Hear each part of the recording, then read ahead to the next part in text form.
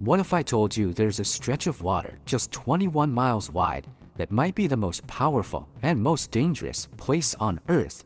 This is the story of that gap. Okay, picture this. Every single day, ships the size of skyscrapers laid on their side, we're talking over 1,000 feet long, have to navigate a passage so narrow you could practically see from one side to the other on a clear day.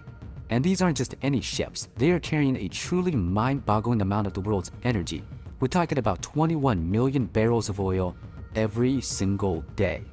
And all of it, every single supertanker jam-packed with crude oil or liquefied natural gas, has to thread the exact same needle. It's an incredible bottleneck, a gap that is just 21 miles wide. And that tiny distance is pretty much all that separates the entire global economy from a state of emergency. We're talking, of course, about the Strait of Hormuz. And this is a place where geography isn't just a feature on a map. It's more like destiny. The very shape of the land here has these profound, world-altering consequences. Now, to really get why this matters so much, you need to understand this term, a maritime choke point. It sounds technical, but it's a really simple idea. It's a place where geography forces a ton of traffic into one tiny corridor. And here's the kicker, there's no easy, cheap way to go around it. Let's zoom in, because this is where it gets really crazy. The strait itself, from Iran to Oman, is 21 miles wide. Okay, but the actual shipping lanes, the part where these massive tankers have to sail, that shrinks to just 2 lanes, each one 2 miles wide. You do the math. The entire lifeblood of the modern economy is flowing through just 4 miles of water. 4 miles! You know, this wasn't always a point of global anxiety. For thousands of years, it was just a waterway, part of ancient trade routes. But then, in the 20th century, everything changed because of what we found buried deep under the sand and sea of the Persian Gulf: oil. To really wrap your head around the scale, just consider this. The countries right there, bordering the Gulf, they're sitting on more than a third of the world's entire proven oil reserves and about a quarter of its natural gas. And all of that energy is essentially trapped with only one major doorway to the rest of the world. And that one doorway, the Strait of Hormuz, has become this absolutely vital artery for the global economy. So let's look at the numbers that really define just how crucial it is. Alright, if there's one number you remember from all this, make it this one: 21%. That 21 million barrels of oil per day, it adds up to about 21% of what the entire planet consumes. 1/5 of the world's daily oil habit flows right through this single gap. So where is all this energy going? Well, it's mostly headed east, to the industrial powerhouses of Asia. China alone takes in nearly a quarter of the total flow. So you can see how this strait becomes a critical piece in global power dynamics. Economies like Japan, South Korea, and India, they all depend on this one corridor staying open. And listen, this isn't just an oil story, not by a long shot. We have to talk about liquefied natural gas, or LNG. The world's biggest exporter is Qatar. And guess what? The vast majority of its supply ships out through the very same strait, powering cities and industries all across the globe. So when you funnel this much of the world's oil and natural gas through such a tiny space, you end up with an incredibly fragile balance. And the price for disrupting this flow, well, it's immense. And you just have to look at history. It tells a really clear story. The strait doesn't even have to actually close for the world to feel the pain. During the tanker war back in the 80s, attacks sent insurance costs through the roof. In 2011, just the threat of a closure made oil prices jump by over $20 a barrel. And in 2019, attacks on a few tankers nearby doubled insurance costs practically overnight. The risk itself is a weapon. So what you get is this constant, simmering tension. On one side, keeping the straits open is a global imperative. It's enforced by the naval presence of countries like the US, the UK, and France.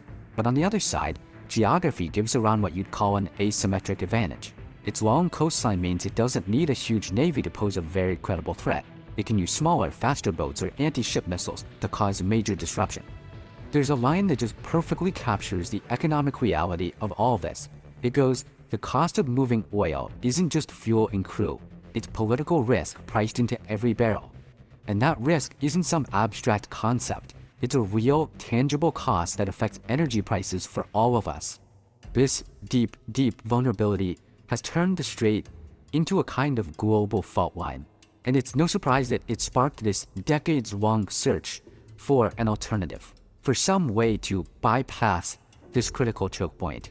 The most serious attempts have been overland pipelines.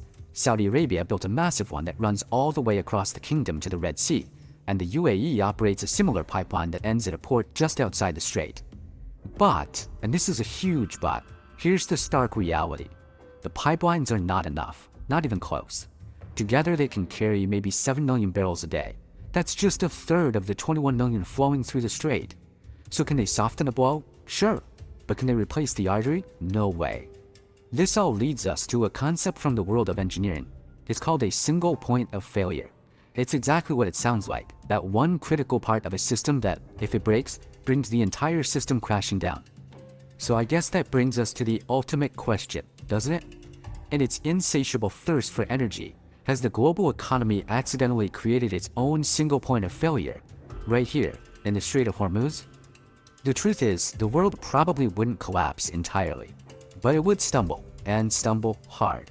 The immediate supply shock and the insane price spike would almost certainly send the global economy into a severe crisis.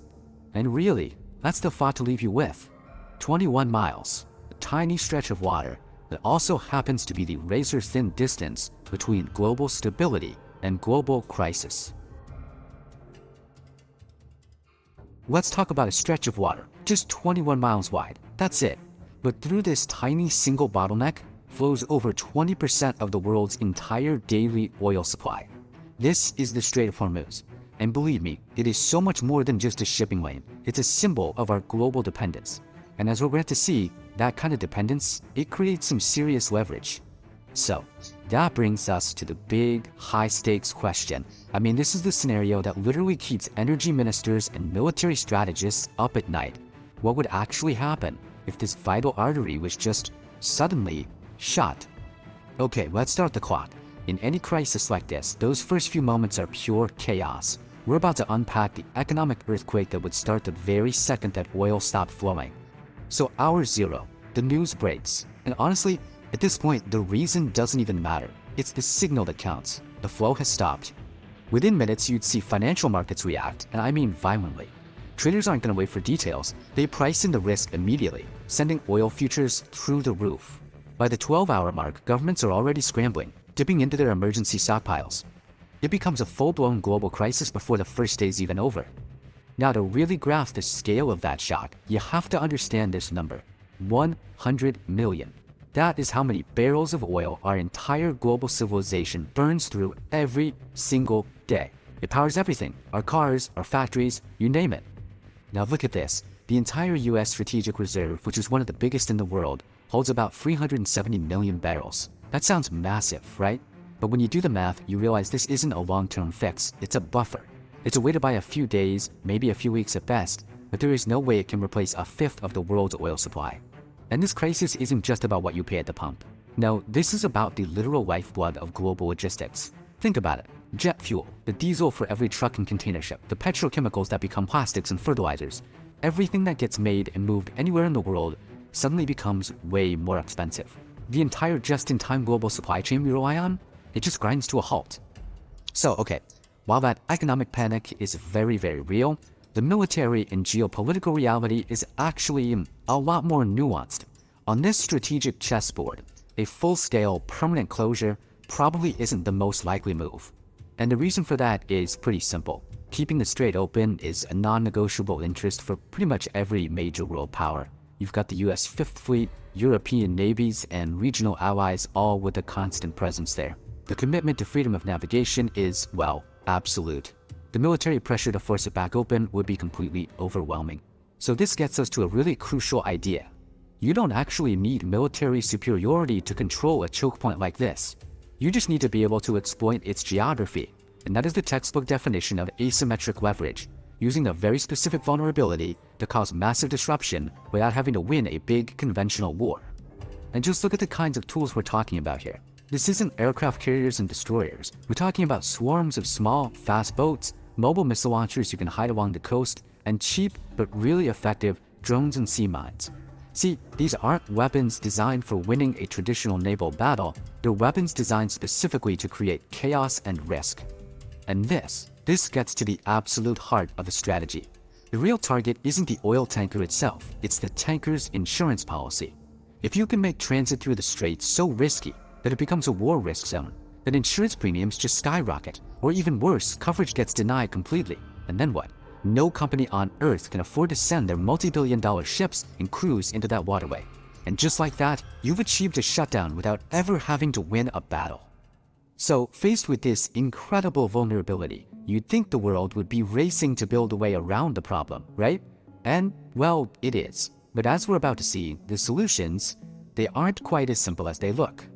Pipelines are the most obvious bypass, for sure. And yeah, Saudi Arabia and the UAE have built these massive pipelines to carry oil overland to ports outside the strait. But just look at the numbers. Even if you add up all the pipelines that exist or are even being planned, their total capacity can only handle, at best, about half of the oil that currently flows through Hormuz.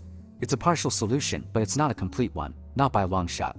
So, what about just sailing around Africa? Going the long way, around the Cape of Good Hope? Well, it's not a real alternative. I mean, you are talking about doubling the distance, doubling the time, and doubling the cost.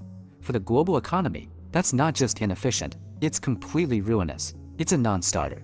And all of this brings us to the biggest question of all. If we can't easily build or sail our way around the problem, is there another solution?